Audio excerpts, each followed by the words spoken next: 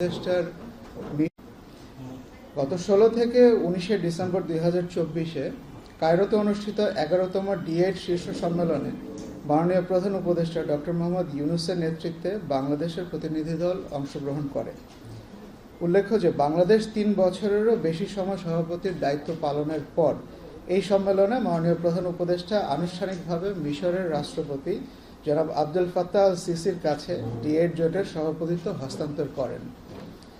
বাংলাদেশের সভাপতিত্বকালে D8-এর উল্লেখযোগ্য অর্জনসমূহের মধ্যে রয়েছে মিশর ব্যতীত সকল সদস্য রাষ্ট্র কর্তৃক D8 অগ্রাধিকারমূলক বাণিজ্য চুক্তি বা PTA-র অনুমোদন এবং ঢাকায় D8 যুব পরিষদ D8 ইউথ কাউন্সিল প্রতিষ্ঠার উদ্যোগ। এ সম্মেলনে আগামীতে সদস্য রাষ্ট্রসমূহের যৌথ লক্ষ্য অর্জন এবং বৈশ্বিক সংকট মোকাবেলায় পারস্পরিক সহযোগিতার প্রতিশ্রুতি সম্বলিত কায়রো ঘোষণাপত্র গৃহীত হয়েছে। সম্মেলনের প্রতিপাদ্য investing in youth and supporting small and medium enterprises shaping the economy tomorrow এর সাথে সামঞ্জস্য রেখে মাননীয় প্রধান উপদেষ্টা তার বক্তব্যে যুব সমাজ এবং ক্ষুদ্র মাঝারি শিল্পের উদ্যোক্তাদের বিকাশের লক্ষ্যে বিনিয়োগের প্রয়োজনীয়তা তুলে ধরেন। দ্রুত পরিবর্তনশীল বিশ্বে কৃত্রিম বুদ্ধিমত্তা ও তথ্য প্রযুক্তি বিকাশের প্রভাবে তরুণদের কর্মজগৎ বা ওয়ার্ল্ড অফ ওয়ার্ক এবং সার্বিকভাবে কর্মসংস্থানের ধরন ও প্রকৃতির পরিবর্তন ও দ্রুত বিকাশের প্রতি আলোকপাত করে উদ্ভাবনী উদ্যোগ গ্রহণের মাধ্যমে শিক্ষা ব্যবস্থার আমূল পরিবর্তনের জন্য তিনি D8 নেতৃবৃন্দকে আহ্বান জানান। তিনি তরুণ উদ্যোক্তা, স্টার্টআপ, ব্যবসায়ী ও বিনিয়োগকারীদের নিয়ে ফলপ্রসূ আলোচনার মাধ্যমে নতুন একটি প্ল্যাটফর্ম গড়ে তোলার প্রস্তাব করেন এবং উদ্যোগটি এগিয়ে নিতে ঢাকায় 2025 সালে প্রথম মাল্টি স্টেক হোল্ডার সম্মেলন আয়োজনের প্রস্তাব করেন। একই সাথে তরুণদের শিক্ষা ও দক্ষতা উন্নয়নে সুনির্দিষ্ট দুটি প্রস্তাব উত্থাপন করেন জানান। প্রাতিষ্ঠানিক শিক্ষার পাশাপাশি তিনি মূল্যবোধ ও নৈতিকতার উপর জোর দিয়ে সহযোগিতা ও সমবায় ভিত্তিক শিক্ষা ব্যবস্থা চালুর মন্ত্রী এবং মালয়েশিয়ার উচ্চ শিক্ষা বিষয়ক মন্ত্রী অংশগ্রহণ করেন। উল্লেখ্য, সম্মেলনের সদস্য রাষ্ট্রসমূহের সর্বসম্মতিক্রমে নবম সদস্য হিসেবে আজারবাইজানকে অন্তর্ভুক্ত করা হয়। 11তম D8 শীর্ষ সম্মেলনের মূল অধিবেশন on the situation in Palestine and লেবাননে মাননীয় প্রধান উপদেষ্টা তার বক্তব্যে গাজা, পশ্চিম তীর এবং লেবানন পুনর্গঠনে এগিয়ে আসার জন্য তিনি গাজা ও লেবাননের পুনর্গঠনের সম্ভাব্য ব্যয় প্রাক্কলন করে D8-এর নেতৃত্বে একটি আন্তর্জাতিক তহবিল গঠনের প্রস্তাব করেন।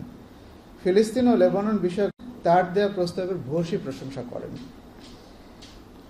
এই সম্মেলনে বিশেষ অতিথি হিসেবে ফিলিস্তিনের রাষ্ট্রপতি লেবাননের তত্ত্বাবধায়ক স্বতঃস্ফূর্ত বক্তব্য প্রদান করেন। গ্রামীণ ব্যাংক স্থাপন তথা ক্ষুদ্র ঋণ কার্যক্রমের পটভূমি ব্যাখ্যা করে তিনি এর প্রসারের বিভিন্ন ধাপ এবং ইতিহাস উপস্থিতির সামনে তুলে ধরেন। তিনি তার সামাজিক ব্যবসার ধারণা ও বিকাশ এবং এর ভবিষ্যৎ নিয়ে তার চিন্তা বিধৃত করেন।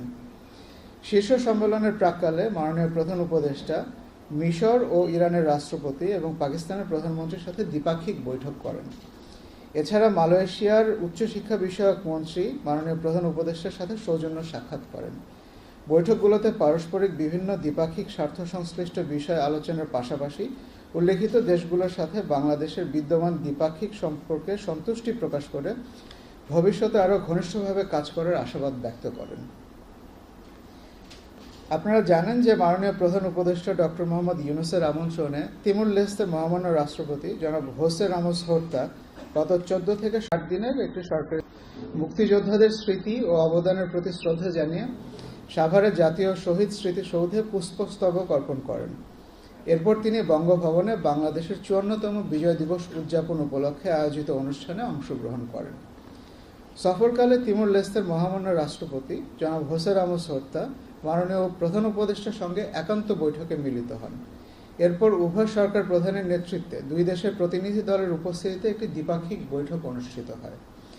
বৈঠকে দুই দেশ বাণিজ্য, বিনিয়োগ, বিমান পরিষেবা, সাংস্কৃতিক বিনিময়, শিক্ষা, পেশাদার ও কূটনৈতিক প্রশিক্ষণ, দুর্যোগ ব্যবস্থাপনা, ক্ষুদ্র মাঝারি উদ্যোগ, ক্ষুদ্র ঋণ ও দারিদ্র্য বিমোচন সহ বিভিন্ন দ্বিপাক্ষিক সহযোগিতার ক্ষেত্রসমূহ নিয়ে আলোচনা করেন।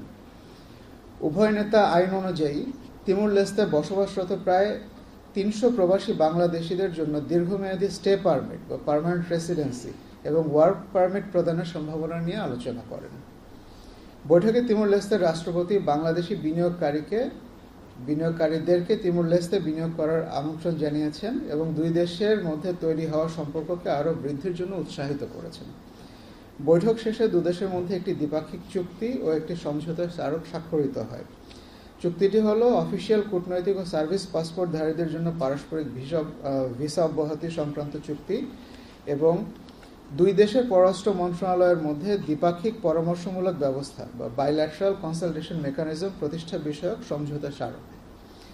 সফরের দ্বিতীয় দিন তিমুর লেস্তের রাষ্ট্রপতি বঙ্গভবনে মহামান্য রাষ্ট্রপতি মোহাম্মদ শাহাবুদ্দিনের সঙ্গে এক সৌজন্য সাক্ষাতে মিলিত হন।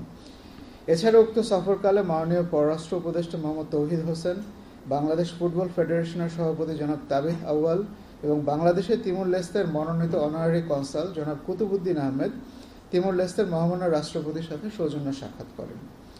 17 ডিসেম্বর সকালে সফররত রাষ্ট্রপতি Bangladesh institute of international and strategic studies আয়োজিত সমসাময়িক বিশ্বে শান্তির চ্যালেঞ্জ শীর্ষক একটি পাবলিক লেকচার দেন। এছাড়া তিমুর লেস্তের রাষ্ট্রপতি 17 ডিসেম্বর বিকেলে বিভিন্ন বিশ্ববিদ্যালয়ের শিক্ষার্থী এবং ছাত্র প্রতিনিধিবৃন্দের সাথে একটি টাউন হল মিটিং করেন। মহামান্য রাষ্ট্রপতি ও মাননীয় প্রধান উপদেষ্টার সাথে জাপানের বিদায়ী রাষ্ট্রদূত সৌজন্য সাক্ষাৎ করেছেন। গত 19 ডিসেম্বর 2024 তারিখে বাংলাদেশে জাপানের বিদায়ী রাষ্ট্রদূত জনাব ইওয়ামা কিমিনোরি মহামান্য রাষ্ট্রপতি জনাব মোহাম্মদ শাহাবুদ্দিনের সাথে বঙ্গভবনে সৌজন্য সাক্ষাৎ করেন। সাক্ষাৎকালে মহামান্য রাষ্ট্রপতি জাপানের বিদায়ী রাষ্ট্রদূতকে বাংলাদেশে তার কর্মকাল সফলভাবে শেষ করার জন্য ধন্যবাদ জানান এবং তার পরবর্তী কর্মজীবনের জন্য শুভকামনা জানান। বিদায়ী রাষ্ট্রদূত বাংলাদেশে অবস্থানকালীন সময় তার প্রতি বাংলাদেশ সরকারের বর্ধিত সহযোগিতার জন্য মহামান্য রাষ্ট্রপতিকে আন্তরিক ধন্যবাদ জানান। এর পূর্বে গত 11 ডিসেম্বর 2024 তারিখে জাপানের বিদায়ী রাষ্ট্রদূত মাননীয় প্রধান উপদেষ্টা প্রফেসর মোহাম্মদ ইউনুসের সাথে তার কার্যালয়ে সৌজন্য সাক্ষাৎ করেন। এ সময় মাননীয় প্রধান উপদেষ্টা জাপানকে বাংলাদেশের অন্যতম প্রধান বন্ধুরাষ্ট্র আখ্যা দিয়ে বাংলাদেশ ও জাপানের মধ্যকার স্বাক্ষরিত কৌশলগত অংশীদারিত্বের উজ্জ্বল ভবিষ্যৎ নিয়ে আশাবাদ ব্যক্ত করেন। বিদায়ী রাষ্ট্রদূত বাংলাদেশের উন্নয়ন কার্যক্রম অব্যাহত রাখার বিষয়ে জাপানের প্রতিশ্রুতি পুনর্ব্যক্ত করেন। বাংলাদেশ ও জাপানের মধ্যে ইকোনমিক পার্টনারশিপ এগ্রিমেন্ট ইপিএ সম্পাদনের নিমিত্তে তৃতীয় দফা আলোচনা অনুষ্ঠিত হয়েছে। গত 18 থেকে 20 ডিসেম্বর 2024 তারিখে জাপানে ইকোনমিক পার্টনারশিপ এগ্রিমেন্ট সম্পাদনের নিমিত্তে তৃতীয় দফা আলোচনা অনুষ্ঠিত হয়। চলমান এই আলোচনায় বাংলাদেশের বাণিজ্য মন্ত্রণালয় নেতৃত্ব দিচ্ছে। এই বছর ইতিমধ্যেই আরও 2 দফা আলোচনা হয়েছে। প্রথম এবং দ্বিতীয় দফা আলোচনা ঢাকায় যথাক্রমে মে 2024 এবং নভেম্বর 2024 অনুষ্ঠিত হয়েছে। সফলভাবে আলোচনা সম্পন্ন হলে এটি হবে যে কোনো দেশের সাথে বাংলাদেশের প্রথম মুক্ত বাণিজ্য চুক্তি। আলোচনার চতুর্থ দফা আগামী ফেব্রুয়ারি 2025 ঢাকায় এবং পঞ্চম দফা টোকিওতে এপ্রিল 2025 অনুষ্ঠিত হবার কথা রয়েছে। মোট 21টি অধ্যায়ের উপর আলোচনা অনুষ্ঠিত হচ্ছে। এগুলোর মধ্যে রয়েছে trade in goods, trade in services, rules of origin, customs procedure ও ট্রেড ফ্যাসিলিটেশন, স্যানিটারি ও ফাইটোস্যানিটারি মেজার্স, সরকারি ক্রয়, প্রতিযোগিতার নীতি, ই কমার্স, বিনিয়োগ, ইন্টেলেকচুয়াল প্রপার্টি, ব্যবসা পরিবেশের উন্নতি ইত্যাদি। লিবিয়ার নৌবাহিনী কর্তৃক ভূমধ্যসাগর থেকে বাংলাদেশি অভিবাসী সহ মোট 82 জনকে জীবিত উদ্ধার করা হয়েছে। আমরা বিভিন্ন সূত্র থেকে আমরা জানতে পেরেছি 121 জন অভিবাসী বহনকারী একটি নৌকা গত 18 ডিসেম্বর 2024 তারিখে লিবিয়ার উপকূলে ভূমধ্যসাগরে বিধ্বস্ত হয়। লিবিয়ার নৌবাহিনী ঘটনাস্থল থেকে 82 জনকে জীবিত অবস্থায় উদ্ধার করেছে এবং কমপক্ষে 15 জনের মৃতদেহ উদ্ধার করেছে। ঘটনার পর ত্রিপোলিতে অবস্থিত আমাদের দূতাবাসের কর্মকর্তারা দ্রুততার সাথে বেশ কয়েকটি সূত্রের সাথে যোগাযোগ করেন এবং স্থানীয় রেড ক্রিসেন্ট সোসাইটির একজন স্বেচ্ছাসেবক তাদেরকে নিশ্চিত করেছেন যে উদ্ধারকৃতদের মধ্যে 8 জন নিহত সহ মোট 32 জন বাংলাদেশি অভিবাসী রয়েছেন। বাকি অভিবাসীরা এখনও নিখোঁজ রয়েছে। জীবিতদের বর্তমানে ত্রিপোলি থেকে 80 কিলোমিটার পশ্চিমে অবস্থিত জাওয়াইয়া সিটিতে রাখা হয়েছে এবং মৃতদের পাবলিক প্রসিকিউশনের তত্ত্বাবধানে জাওয়াইয়া হাসপাতালে রাখা হয়েছে। নিখোঁজদের মধ্যে আরও বাংলাদেশি নাগরিক থাকতে পারেন বলেও আশঙ্কা করা হচ্ছে। এর দুর্ঘটনায় নিহত বাংলাদেশিদের পরিচয় নিশ্চিত করতে ত্রিপোলিতে অবস্থিত আমাদের দূতাবাস কাজ করছে। দূতাবাসের কর্মকর্তারা লিবিয়ার পররাষ্ট্র মন্ত্রণালয় থেকে অনুমতি নিয়ে বেঁচে থাকা ব্যক্তিদের সাথে দেখা করার চেষ্টা করছেন। তাদের সাথে দেখা করার পরে এ বিষয়ে আরও বিস্তারিত তথ্য জানা যাবে। এ বিষয়ে ত্রিপোলিতে অবস্থিত দূতাবাসের সাথে মন্ত্রণালয়ের সার্বক্ষণিক যোগাযোগ রয়েছে।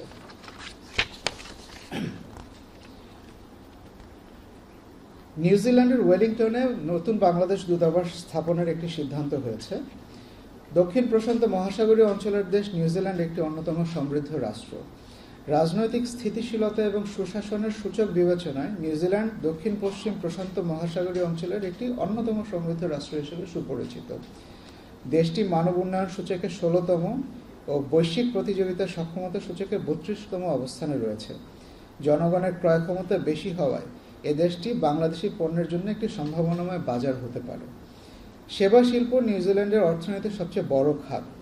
সেবা খাতের পাশাপাশি উৎপাদন, নির্মাণ শিল্প, কৃষিকাজ, কাঁচামাল প্রক্রিয়াকরণ নিউজিল্যান্ডের অর্থনীতিতে অবদানকারী অন্যান্য গুরুত্বপূর্ণ খাত। এরই প্রেক্ষাপটে নিউজিল্যান্ডের ওয়েলিংটনে বাংলাদেশ দূতাবাস খোলার বিষয়ে উপদেষ্টা পরিষদে প্রস্তাব প্রেরণ করা হয়। গত 5 ডিসেম্বর 2024 তারিখে প্রধান উপদেষ্টার কার্যালয়ে উপদেষ্টা পরিষদের বৈঠকে নিউজিল্যান্ডে বাংলাদেশ দূতাবাস খোলার প্রস্তাবটি গৃহীত হয়। নিউজিল্যান্ডে প্রায় 10,000 বাংলাদেশি বসবাস করছেন এবং প্রায় 1,000 বাংলাদেশি ছাত্রছাত্রী নিউজিল্যান্ডের বিভিন্ন বিশ্ববিদ্যালয়ে অধ্যয়ন করছেন। ওয়েলিংটনে বাংলাদেশের দূতাবাস স্থাপিত হলে নিউজিল্যান্ড প্রবাসী বাংলাদেশিদের কাছে সরাসরি দূতাবাসের সব ধরনের কনসুলার সেবা পৌঁছানো সহজ ও সাশ্রয়ী হবে। এছাড়াও বাংলাদেশের কূটনৈতিক উপস্থিতি বৃদ্ধির লক্ষ্যে আগামী 5 বছরের মধ্যে আয়ারল্যান্ড, নরওয়ে, আর্জেন্টিনা, কম্বোডিয়া এবং আফ্রিকা মহাদেশে অন্তত 10টি পূর্ণাঙ্গ বাংলাদেশ মিশন এবং চীন, ব্রাজিল, জার্মানি, মালয়েশিয়া বিভিন্ন দেশে আরও 10টি উপমিশন স্থাপন করতে পররাষ্ট্র মন্ত্রণালয় কাজ করে যাচ্ছে। যুক্তরাষ্ট্রের ট্রেজারি বিভাগের প্রতিনিধি দল ঢাকা সফর করেছেন। বাংলাদেশ এবং যুক্তরাষ্ট্রের মধ্যে বাণিজ্য, বিনিয়োগ, অর্থনৈতিক সহযোগিতা জোরদার ও গভীর করার জন্য যুক্তরাষ্ট্রের ট্রেজারি বিভাগের ডেপুটি অ্যাসিস্ট্যান্ট সেক্রেটারি জনাব রবার্ট ক্যাপরথের নেতৃত্বে একটি ট্রেজারি প্রতিনিধি দল গত 7 থেকে 9 ডিসেম্বর ঢাকা সফর করেন। সফরকালে তারা বাংলাদেশ সরকারের অর্থ মন্ত্রণালয়, জাতীয় রাজস্ব বোর্ড, বাংলাদেশ ব্যাংকের শীর্ষ কর্মকর্তাদের সাথে বৈঠক করেন। উক্ত বৈঠক সমূহে বাংলাদেশের সামষ্টিক অর্থনৈতিক স্থিতিশীলতা, ব্যাংকিং খাতের সংস্কার ও রাজস্ব আহরণে গতিশীলতা বৃদ্ধি ইত্যাদি গুরুত্বপূর্ণ বিভিন্ন বিষয়ে আলোচনা হয়। দ্বিপাক্ষিক স্বার্থ সংশ্লিষ্ট এই বৈঠক সমূহে টেকসই সংস্কারের মাধ্যমে বাংলাদেশের অর্থনীতিতে স্থিতিশীলতা আনয়ন এবং দ্বিপাক্ষিক বাণিজ্য, বিনিয়োগ ও উন্নয়নে পারস্পরিক সহযোগিতায় দুদেশ একসাথে কাজ করার বিষয়ে জোর আশাবাদ ব্যক্ত করা হয়। যুক্তরাষ্ট্রের ট্রেড রিপ্রেজেন্টেটিভ অফিসের বাণিজ্য প্রতিনিধি দলও বাংলাদেশ সফর করেছেন। বাংলাদেশ ও যুক্তরাষ্ট্রের মধ্যে অনুষ্ঠিত টিকফা আলোচনার পূর্ব প্রস্তুতির অংশ হিসেবে যুক্তরাষ্ট্রের ট্রেড রিপ্রেজেন্টেটিভ অফিসের দক্ষিণ ও মধ্য এশিয়া বিষয়ক সহকারী ট্রেড রিপ্রেজেন্টেটিভ জনাব ব্র্যান্ডন লিঞ্চের নেতৃত্বে একটি বাণিজ্য প্রতিনিধি দল গত 8 থেকে 10 ডিসেম্বর বাংলাদেশ সফর করেন। সফরকালে তারা বাংলাদেশ সরকারের বাণিজ্য মন্ত্রণালয়, শ্রম ও কর্মসংস্থান মন্ত্রণালয়, পররাষ্ট্র মন্ত্রণালয়, তথ্য ও যোগাযোগ প্রযুক্তি বিভাগ, বাংলাদেশ বিনিয়োগ উন্নয়ন কর্তৃপক্ষ, কাস্টমস কর্তৃপক্ষ, শিল্প নকশা এবং ট্রেডমার্ক অধিদপ্তর সহ বিভিন্ন পর্যায়ের কর্মকর্তাদের সাথে বৈঠক করেন। উক্ত বৈঠক সমূহে বাংলাদেশের শ্রম পরিবেশ উন্নয়ন, বুদ্ধিবৃত্তিক সম্পদ সংরক্ষণ নীতি, বাণিজ্য পরিবেশের উন্নয়ন, শুল্ক ব্যবস্থাপনা আধুনিকরণ ইত্যাদি বিষয়ে গুরুত্বপূর্ণ আলোচনা হয়। উভয় পক্ষ দ্বিপাক্ষিক বাণিজ্য ও বিনিয়োগ উন্নয়নে এ সকল বিষয়ে পারস্পরিক সহযোগিতা সহ একসাথে কাজ করার বিষয়ে আশাবাদ ব্যক্ত করে। সফরকালে প্রতিনিধি দল সংশ্লিষ্ট বিশেষজ্ঞ, থিঙ্ক ট্যাঙ্ক ও বাণিজ্য সংস্থাসমূহের সাথে আলোচনা করেন। এ প্রসঙ্গে আরও বলে রাখি, যুক্তরাজ্য ভিত্তিক ব্যবসায়ী সংগঠনের একটি প্রতিনিধি দল আগামী 8 থেকে 10 জানুয়ারি 2025 বাংলাদেশ সফর করবেন বলে আমরা জেনেছি। যুক্তরাজ্য ভিত্তিক ব্যবসায়ী সংগঠনটি UK Bangladesh catalyst of commerce and industry UKBCCI এর 13 সদস্যের একটি বাণিজ্য প্রতিনিধি দল এ সময়ে বাংলাদেশ সফর করবেন। এ সফরের উদ্দেশ্য হচ্ছে বাংলাদেশে বিনিয়োগের সম্ভাব্যতা যাচাই করা এবং বাংলাদেশ যুক্তরাজ্যের ব্যবসা বাণিজ্য সম্পর্ক আরও সম্প্রসারণ করা। প্রতিনিধিবৃন্দ বাংলাদেশের পররাষ্ট্র উপদেষ্টা সহ উচ্চ পর্যায়ের বিভিন্ন ব্যক্তিবর্গের সাথে সাক্ষাৎ করবেন বলে আশা করা যাচ্ছে। বাণিজ্য প্রতিনিধি দল বাংলাদেশে NRB ব্যাংকিং, অবকাঠামো উন্নয়ন, সরকারের প্রবর্তিত বাণিজ্য নীতি, সুশাসন, পোশাক খাত, ই-কমার্স এবং বাজার গবেষণা সহ অন্যান্য বিভিন্ন খাতে বিনিয়োগের সুযোগ নিয়ে আলোচনা করতে আগ্রহী। এ পর্যায়ে ভিন্ন একটি অনুষ্ঠানের খবর আপনাদেরকে জানাচ্ছি। সিলেটের ওসমানী আন্তর্জাতিক বিমানবন্দরে গত 30 নভেম্বর থেকে 1 ডিসেম্বর 2024 এবং কক্সবাজারের শাহ আমানত বিমানবন্দরে 7 থেকে 8 ডিসেম্বর 2024 তারিখে সচেতনতামূলক প্রচারণার জন্য এমপক্স এবং সংক্রামক ব্যাধি নির্মূলে সচেতনতামূলক অনুষ্ঠান, পৃথক দুটি অনুষ্ঠান আয়োজন করা হয়। বিশ্ব স্বাস্থ্য সংস্থা, স্বাস্থ্য ও পরিবার কল্যাণ মন্ত্রণালয় এবং পররাষ্ট্র মন্ত্রণালয় উক্ত অনুষ্ঠানে সচেতনতা বৃদ্ধি বিষয়ক আলোচনা এবং করণীয় সম্পর্কে সংশ্লিষ্ট দপ্তরসমূহের স্বাস্থ্য কর্মকর্তা ও স্বাস্থ্যসেবা প্রদানকারীদের জন্য অনুষ্ঠানটি আয়োজন করেন এবং করণীয় সম্পর্কে সুপারিশ প্রদান করেন। আপনারা জানেন যে এমপক্সের প্রাদুর্ভাব বাড়ায় গত 14 আগস্ট 2024 তারিখে বিশ্বব্যাপী public health emergency of international concern PHEIC হিসেবে এমপক্সকে ঘোষণা করেছে। এছাড়াও বিশ্বের বিভিন্ন দেশে মারবার্গ ভাইরাসের প্রাদুর্ভাব লক্ষণীয়। এ ধরনের ছোঁয়াচে রোগসমূহের বিস্তার রোধে পূর্ব পরিকল্পনার প্রয়োজন। আমরা জানি prevention is better then cure, তাই সচেতনতামূলক অনুষ্ঠান আয়োজন করা প্রয়োজন ছিল। এই অনুষ্ঠানে যে যে সুপারিশ করা হয়েছে সেগুলো হলো: পোর্ট অফ এন্ট্রিতে স্বাস্থ্য পরিদর্শন এলাকা সুনির্দিষ্টভাবে ডিজাইন করতে হবে, ইমার্জেন্সি সিচুয়েশনে থার্মাল স্ক্যানারের ব্যবহার করতে হবে, ট্রেন্ড হেলথ অফিসিয়ালসদের সংখ্যা বাড়াতে হবে হয়েছে। বাংলাদেশে নিযুক্ত ইতালির রাষ্ট্রদূত জনাব অ্যান্তোনিও আলেসান্দ্রো গত 12 ডিসেম্বর 2024 তারিখে পররাষ্ট্র মন্ত্রণালয়ের পশ্চিম ইউরোপ ও ইউরোপিয়ান ইউনিয়নের অনুবিভাগের মহাপরিচালক মিস শাহনাজ গাজীর সাথে সাক্ষাৎ করেন। এ বৈঠকে অভিবাসন সহ বাংলাদেশ ও ইতালির মধ্যকার দ্বিপক্ষীয় বিভিন্ন বিষয় নিয়ে বিস্তারিত আলোচনা হয়। রাষ্ট্রদূত ইতালির শ্রমবাজারে দক্ষ অভিবাসীদের প্রয়োজনীয়তা এবং ইতালির অর্থনীতিতে তাদের অবদানের কথা তুলে ধরেন।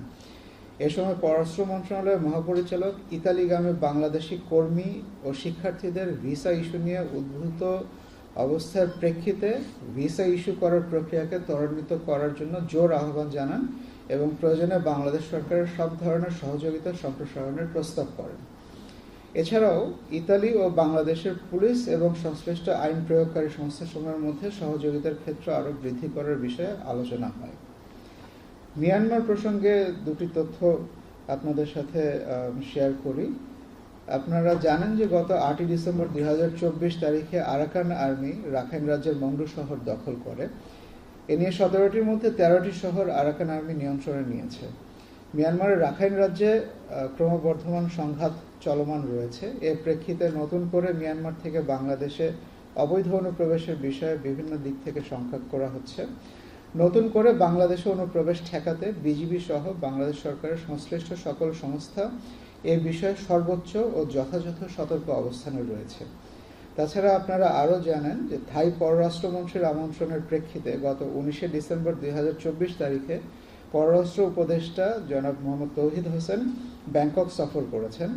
মিয়ানমারে উদ্ভূত পরিস্থিতি পর্যালোচনা এবং মিয়ানমারের সীমান্তবর্তী দেশগুলোর করণীয় নিয়ে এই উচ্চ পর্যায়ের বৈঠক অনুষ্ঠিত হয়। বৈঠকে বাংলাদেশ, মিয়ানমার, ভারত, চীন, লাওস ও কম্বোডিয়ার উচ্চ পর্যায়ের প্রতিনিধিবৃন্দ যোগদান করেন।